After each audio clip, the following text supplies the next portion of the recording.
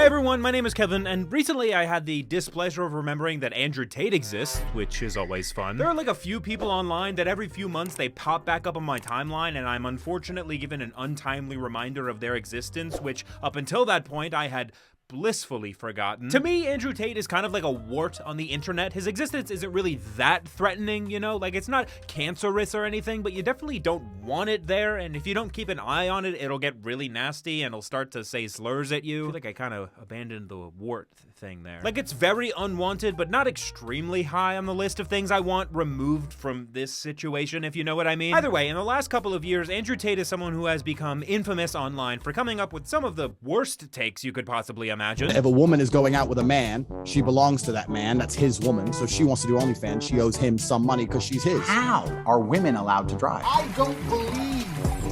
Don't message me about the question because I don't believe in it. Slap, slap, grab, choke, shut up, sex. I don't think there's anything intrinsically wrong with women doing OnlyFans, as long as I had influence and control over it. Women are stupid. Fictional ones, real ones, doesn't matter if they're on TV or any book, they're fucking dumb. I used sex as a tool to make women love me so they'd obey me and live in my house and make me money. I know women because I made a lot of money from women. They are absolutely feeble. They're useless. They ain't ready for the big man slap. I'll bust their jaw with the bottom of my hand, and the top of their head will feel the sting from the fingers, like the whole boom. The fuck in the kitchen. Just vile shit. That is, if you can even call them takes. I mean, there's only so much abject hate and bigotry you can shove into a single statement before you stop making sense and just start sounding like Cocomelon for misogynists. If you don't know who he is, though, he's one of those red pill, anti-feminist, entrepreneur bros whose whole platform online revolves around him flaunting his luxurious lifestyle while offering self-improvement courses for those who wish to achieve his level of success, the core tenets of which include misogyny. That's pretty much it. You want to be successful like me? Well, there's no shortcut to success, but hating women is about as close as I've come to finding one. Like, that'll get you most of the way there. Oh, and crypto scams. Those go dummy hard. That's right, the guy who looks and acts like this is famous for giving people advice on how to be successful. And normally, I would say this is where he leaves out the part where he has known ties to organized crime and dirty money to fund his lifestyle, as well as a reputation for not only being a sexual abuser, but also a human trafficker. Let's give it up for Andrew, guys. They said it couldn't be done, but he got both of them. But to be honest, he seems actually really proud of those things, so I'm just gonna hand it to him. You got me, brother. When it comes to doing crimes and abusing women, you truly are the head of the pack, man. You're the alpha of being a huge piece of But what was it, I hear you ask impatiently and with a bit of resentment? Watch your tone, by the way, when you speak to me. What did he do this time? What was so egregious that it forced this man onto the timelines of millions once again?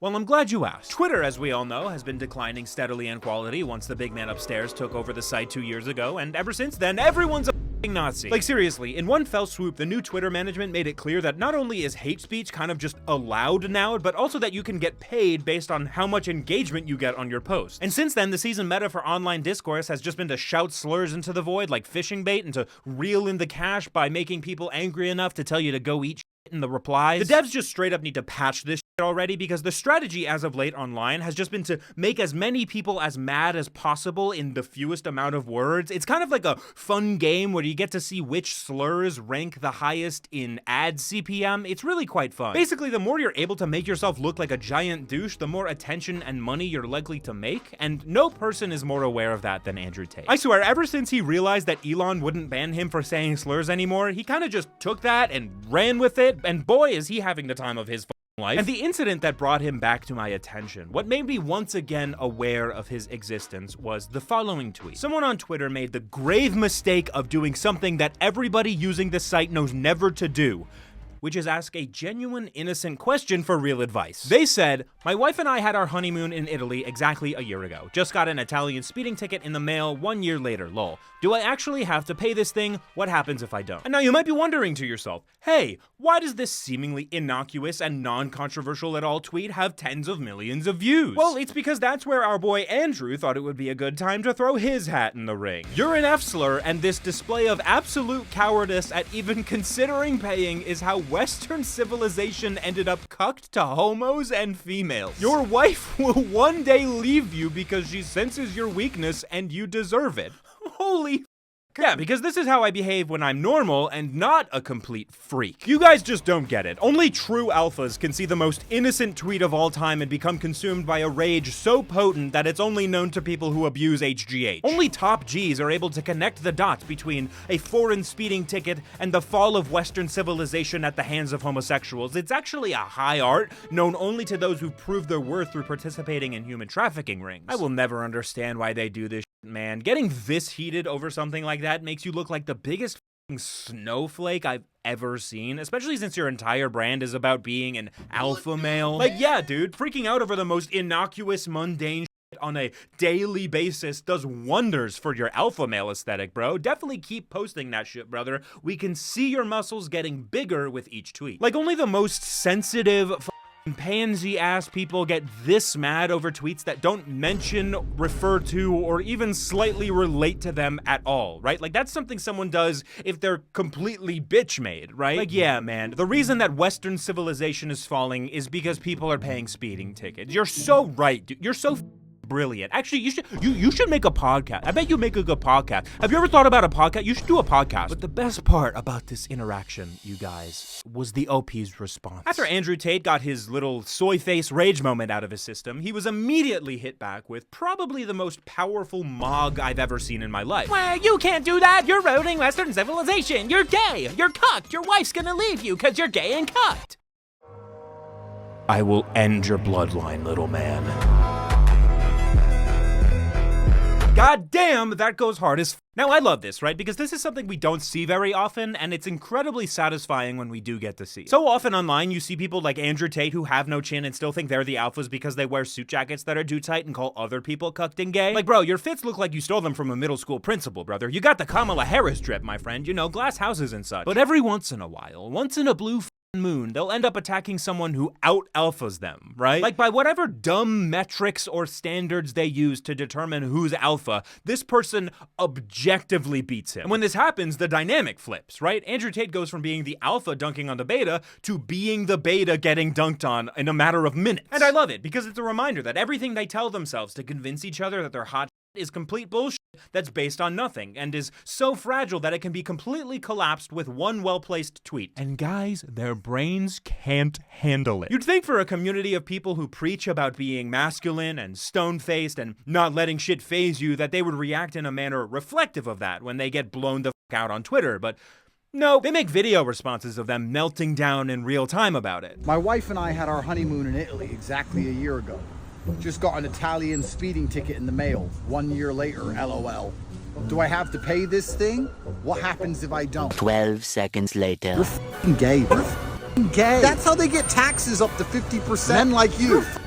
If I was in charge, this person should be found and tried. Men like this guy is exactly why civilization's collapsing in real time. I'm sorry. I know I sound petty. No wonder the country's guarantee he's vaccinated. Woohoo! 100% he's vaccinated. Guarantee he wears his mask. This person's like these people are the worst kind of people. Everything I look online is just so and so gay and so. Why the fuck are you alive then? Why were you aborted? Should I pay my speeding ticket? I hate that person. I'm gonna find out who he is. I'm gonna deal with him myself.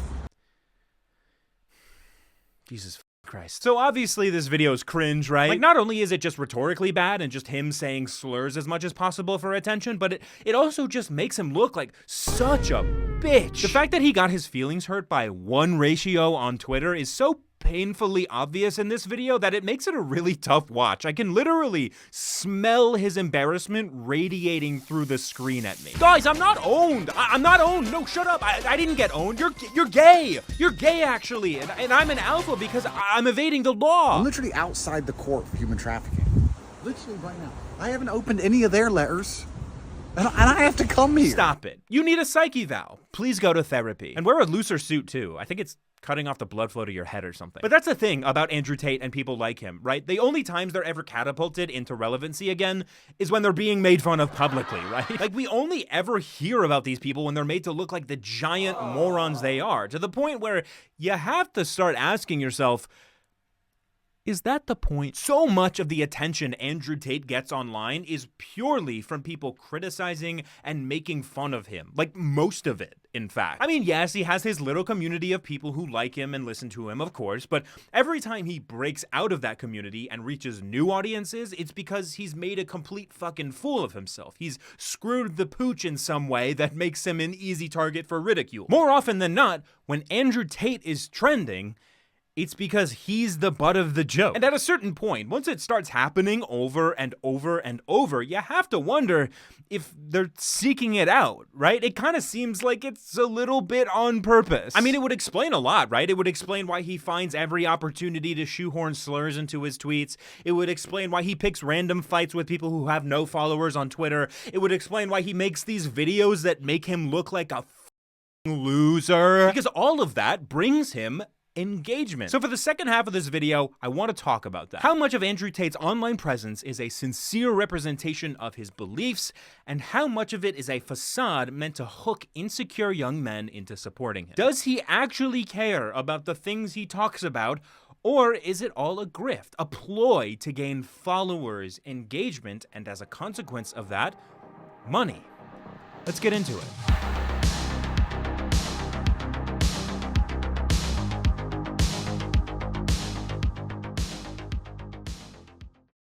Sometimes I feel like people like Andrew Tate are eternally cursed, right? Because on one hand, they have this whole image they need to maintain, the macho, suave, wealthy, kind of tough guy aesthetic that they consider themselves to be. And they do that through demeaning women, demeaning other men they perceive as weak, you know, among other things. But at the same time, so much of their online presence is centered around making themselves look like complete idiots too. Their whole business model, as far as social media is concerned, seems to be intentionally making inflammatory comments that are easy to dunk on in hopes that the quote tweets making fun of them go viral.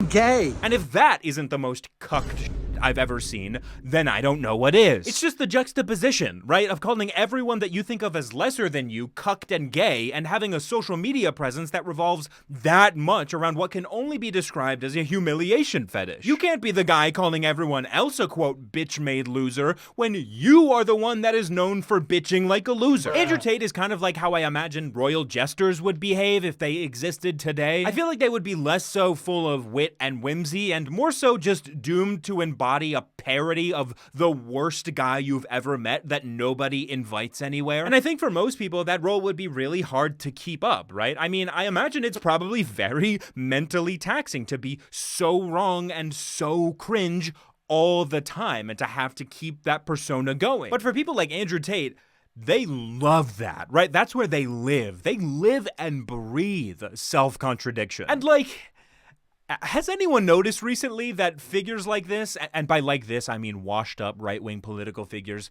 can basically just say whatever they want? Like, they can lie, contradict themselves, criticize other people for things they do themselves, and nobody really cares or bats an eye about it? Well, I have, and I think that people like Andrew Tate give us a really clear view of why that is and how it works. You see, Andrew Tate belongs to a class of people that essentially lie for a living. You see this a lot on the internet, right? These people who have their podcasts, their YouTube shows, their Twitter pages, who just get on there and say anything, without evidence, without a good argument, and sometimes with what seems like complete disregard for the concept of truth. They will literally just say words, no matter how inflammatory, empirically false, or even self-contradictory they are. And a lot of times I feel like we get bogged down on focusing on each individual lie and pointing it out and debunking it that we kind of miss the forest for the trees, right? I mean, to put it into perspective, Donald Trump is someone who does this, right? He lies constantly, he contradicts himself constantly, so many times, in fact, that over the course of one speech, it's hard to even keep track of how many times he does it because it's just that frequent. And when he does this, you see articles coming out like, here's every lie Donald Trump told on the debate stage, or every lie Trump told at his campaign rally, debunked. And I really don't like when the media does this because it kind of comes across as a very pedantic attempt at asserting the obvious, that Donald Trump lies constantly. Because what these articles and organizations are failing to point out and are ultimately distracting from is the fact that Trump doesn't lie because he's simply mistaken or gets his facts wrong. The lying is the point. That is an essential part of his strategy. It is required for his rhetoric to work, and that's why it has been adopted by people like Andrew Tate. The rhetoric of people like Trump or Andrew Tate is built on narratives tied to strong emotions and not necessarily on reality. They can more easily get voters and subscribers when they appeal to emotional narratives instead of empirical evidence, like immigrants are taking your jobs and doing crime. They objectively aren't. Or women are leeches who are naturally subservient to men. They also, shocker, aren't. And the effect that this has is that it allows them to completely abandon things like evidence, logical reasoning, and critical thinking in their rhetoric in favor of emotional reasoning and narrativization. And when you've abandoned those things, the barometer for whether or not your audience believes what you say is no longer about whether it's true, but about whether or not it conforms to the narrative, whether or not it aligns with what they've already emotionally invested in. The point of constant and intentional lying as a political figure is to obfuscate discourse, to create a dialogue where you're able to make any claim at any time, regardless of its veracity. It is to poison the well so thoroughly that you cannot be held accountable for anything you say. Because think about it. If any left-wing figure lied openly as much as people like Donald Trump and Andrew Tate do, they would be criticized and maligned to high heaven. They would be risking not only their reputations, but also their careers if they engaged in even a small fraction of the dishonesty that the right does. Now, is that because people like Donald Trump and Andrew Tate get a pass because they're well-liked? No, it's because if you're a frequent liar and everyone knows it, then everyone expects it and nobody pushes back on it, thus creating a thick layer of fog that surrounds all discourse that benefits the right. It becomes and has become the de facto mode of operation for reactionary politics, and it just so happens that this whole rhetorical strategy is actually really good for content creation too. You see, a large part of Andrew Tate's brand and presence online revolves around what he calls the Matrix. Yeah, the Matrix is trying to frame me, but God knows the truth. The Matrix has attacked me. I find myself in the position I'm in with a Matrix attack. The Matrix are a bunch of people who can come up with studies from the sky to say anything they want them to say. And obviously this is taken from the 1999 movie of the same name, where the main character Neo learns the world he'd been living in is fake and has been constructed by beings that exist in the true reality. And the movie follows him breaking out of the Matrix, this faked, constructed reality that he'd grown accustomed to. And Andrew Tate co-opts this theme and applies it to personal success. By becoming wealthy and successful, you thereby break out of the Matrix. You free yourself from everything society has wrongly told you that is keeping you from reaching your potential. And at first glance, this seems kind of innocuous, right? It just seems like some motivational jargon he came up with as an allegory for the freedom that comes with financial success. And that would be all it is if Andrew Tate was only a self-help guru and not also a political actor. Keep in mind, he is more than just a content creator. His job is not only to keep people's attention, but to change their minds, to influence how they think to benefit himself. And this grand narrative of the Matrix that he constantly refers to is exactly how he does it. Think about it. In both the movie and Andrew Tate's metaphor, the Matrix is a deliberately constructed fake reality designed to keep people complacent. In the movie, it's constructed by some higher race of alien beings, whatever, it's a sci-fi movie. But for Tate, who's doing the constructing? Who's pulling the strings? Well, he'll tell you that part himself. It's the government, it's the media, it's society, it's the education system, it's wokeness, it's feminism, it's critical race theory, it's DEI. Do you see where I'm going with this? The term the Matrix, as Andrew Tate uses it, is a term that simply describes the enemy. It's a conspiracy theory. For Andrew Tate, the Matrix is a tool he uses to wield control over his audience by portraying it as their common enemy. Through the use of this narrative, he's able to appeal to mostly young, disillusioned men by painting different aspects of society, like the government, the media, and social justice, as oppressive forces meant to manipulate them. The Matrix isn't just something you unlearn as you age. No. It is a concerted attack against you from powerful institutions. You, young man watching me, everything about your life that you wish you could change, it's not your fault, the world is against you. And only by watching my videos and buying my products and taking my courses can you break out of it. And that's the dangerous part, right? That's the part that's really scary, because if you're able to engage people and convince them of something solely based on fear and insecurity, then you don't need things like arguments or evidence or even logic. You just need the emotional narrative, and you can get them to do, say, or believe anything. And Andrew Tate knows that. And that's why Andrew Tate works as a concept. That's why he's successful. Because from the outside looking in, it may be hard to understand how people listen to someone who contradicts himself so often, who lies so openly, who says such horrible and offensive things. But it's really very simple. His audience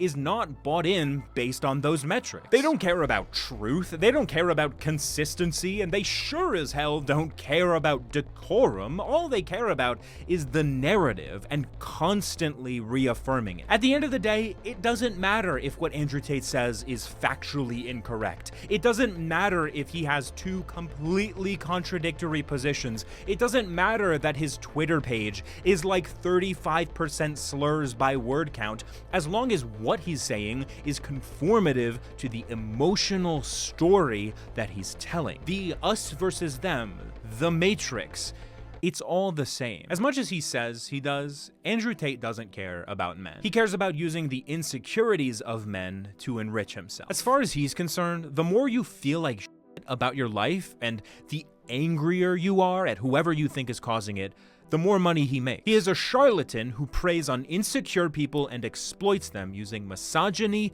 bigotry, and hatred as a wedge to manipulate his audience. And for any young guys that are watching this video, feminists aren't the problem, man. DEI isn't the problem. Nobody who you think is out to get you actually is. But I'll tell you who is. People who fearmonger about the end of civilization to trick you into paying them. People who tell you that being compassionate and considerate is a sign of weakness. People who are more interested in perpetuating conflict than solving it because they thrive off of the turmoil. Manhood is about compassion. Manhood is about embracing and protecting your community and all of those within it, not just the ones that you think deserve it. It's not about maintaining a cool and apathetic facade. It's not about blaming minorities for your problems. And it sure as hell isn't about buying into conspiracy theories propagated by someone who dresses like a female librarian. It's about taking control of your own life by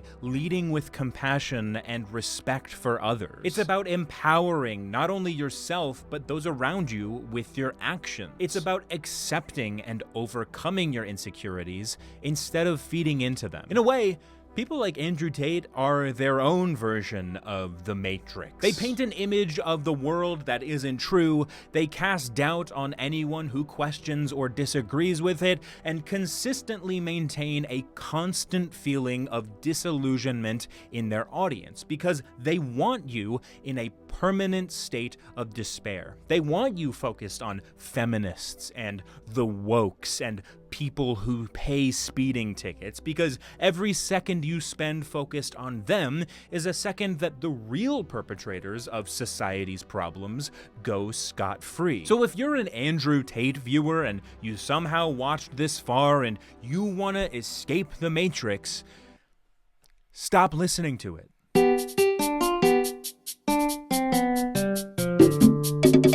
Hey everyone, thank you so much for watching all the way to the end. I really appreciate that. If you enjoyed this video, why not give it a like and hit that subscribe button for me while you're at it. It really helps out the channel. Also, shout out to my supporters over on Patreon. I really didn't expect anyone to sign up for that, and a couple of people did, and I think that's really awesome. So thank you very much to my patrons. If you like my content and you want to support the channel, the best way to do that is through Patreon, where you get all sorts of rewards like uncensored videos, early access, bonus content, and a whole bunch of other stuff. So please check that out if you want to. But other than that, I'm all out of stuff to say. So thank you so much for watching, and bye.